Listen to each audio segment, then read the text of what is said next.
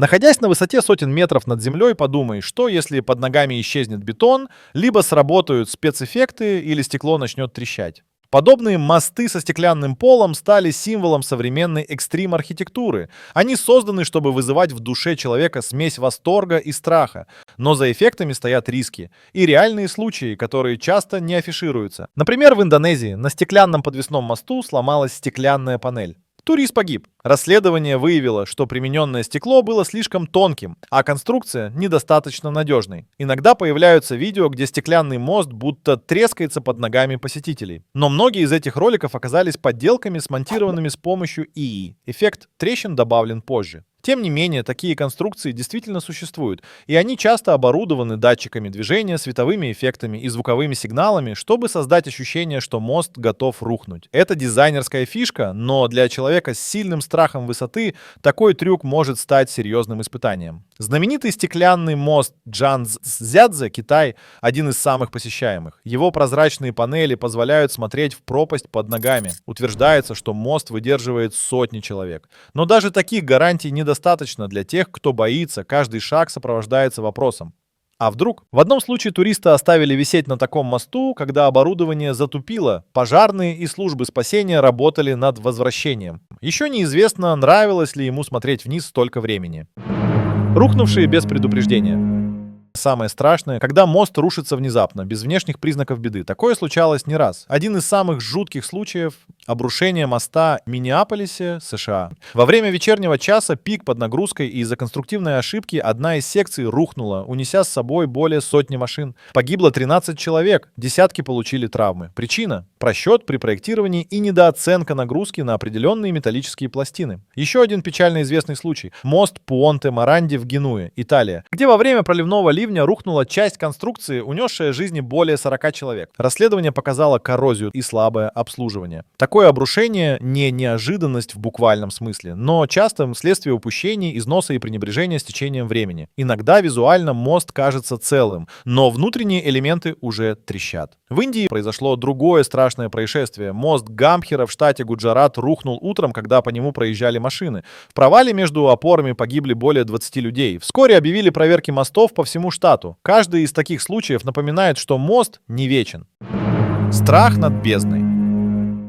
Представьте, вы идете по мосту, а под вами отвесная пропасть, глубокой тенью скрывающая землю. Кажется, что один неверный шаг, и вы исчезнете в пустоте. Именно такие мосты-гиганты, нависающие над ущельями и каньонами, заставляют сердце стучать чаще. Один из примеров — мост Сианг, Индия, длиной более 300 метров и расположенный на высоте свыше 200 метров над рекой. При взгляде вниз захватывает дух. Природа вокруг как будто не прощает ошибок. Люди, боящиеся высоты, часто замирают на середине. В Китае мост Чингжиа на высоте более 400 метров считается одним из самых пугающих. Панорамные стеклянные дорожки ведут через ущелье, и издалека кажется, что вы идете по воздуху. Даже при прочном основании мозг может обмануть. Визуальные трюки, прозрачность, перспектива усиливают страх. Очень немногие осмеливаются пройти весь мост без остановок. Некоторые останавливаются, глядя вниз и ощущая дрожь во всем теле. Но толпа, ветер и шум создают эффект толчка. Даже если конструкция устойчива, люди верят в неверие. Мосты, построенные на страхе.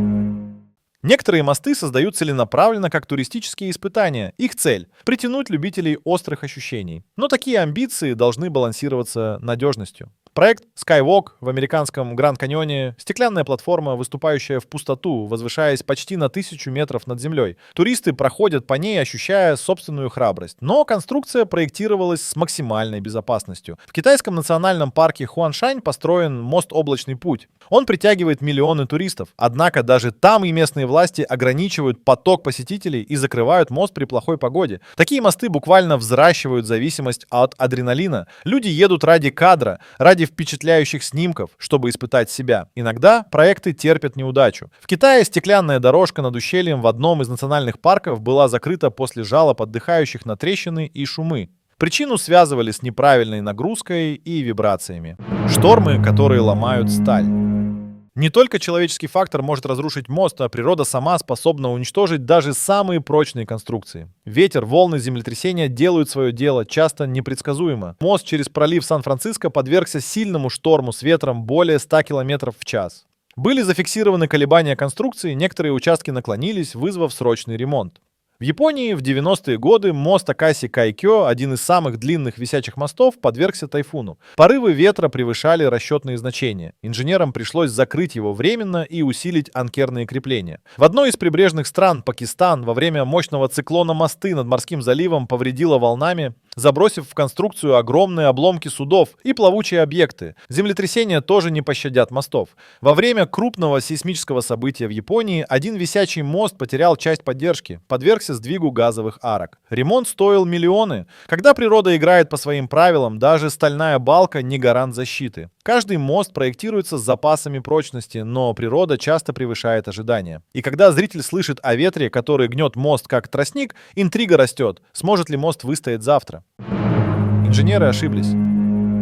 Даже самые амбициозные мосты не спасет бюджет, если расчеты неправильны. В 2010 году в Китае обрушилась часть моста через реку Лянцзян в провинции Фуцзянь, еще до его официального открытия. Причина заключалась в неверном расчете нагрузок на одну из несущих балок. Она была тоньше, чем требовалось, и не выдержала вес строительной техники. В Германии в 20 веке инженеры неправильно оценили влияние температурных расширений. На одном из мостов в Баварии части пролетов смещались слишком сильно в жару, что создавало избыточные напряжения. Выявили дефект лишь после того, как одна из опор треснула. В Пакистане при строительстве моста над рекой Индийской провинции в 2000-х годах рабочие обнаружили, что ведомое бетонное основание было залито толщиной меньшей, чем проектировщики заложили в планах. Когда стали замечать дефекты, мост уже почти был готов. Пришлось частично разрушать и переделывать конструкции. Такие просчеты не всегда из-за халатности. Часто проектировщики снижают жесткость конструкции, чтобы уложиться в бюджет или архитектурный дизайн. Но когда внешний фактор, там усилие, вес, вибрация достигает предела, мягкий элемент ломается.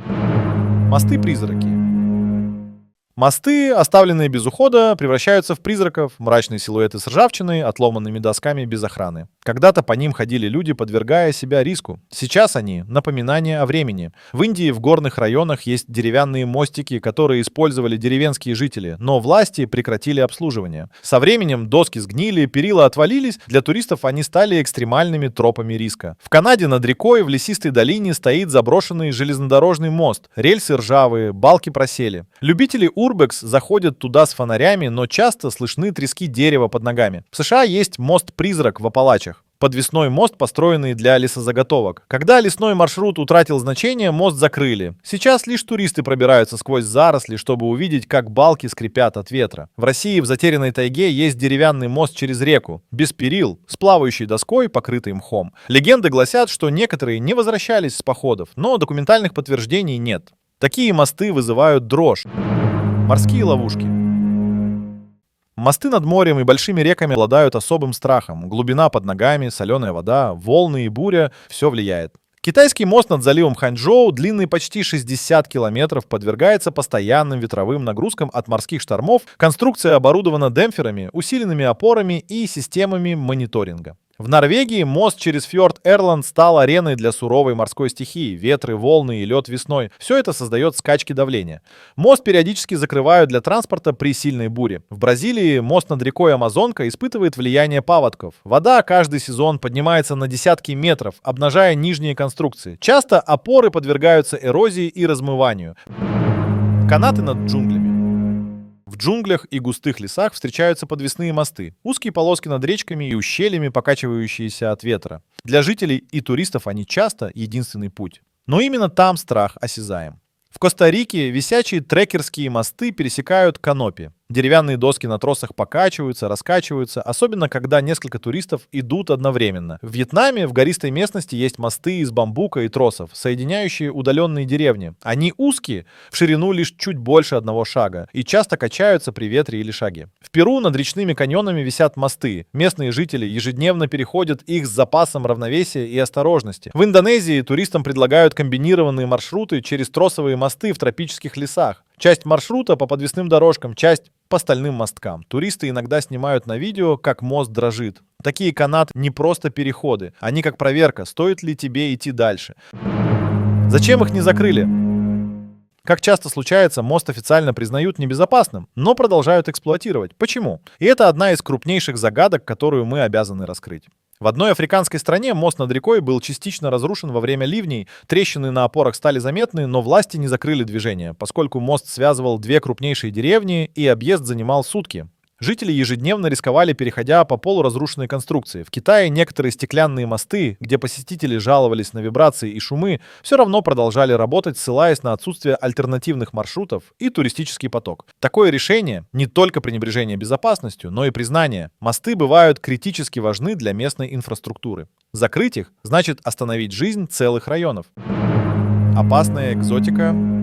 В отдаленных уголках планеты встречаются мосты, о которых знает лишь местное население, и они способны шокировать иностранца. Строительство, доступ и риск там. Вещи плотно переплетенные. В Гималаях, в Непальской долине есть мосты из железных тросов и деревянных брусьев, по которым пастухи ведут скот. Туристы, услышав о них, отправляются на трек, чтобы испытать себя.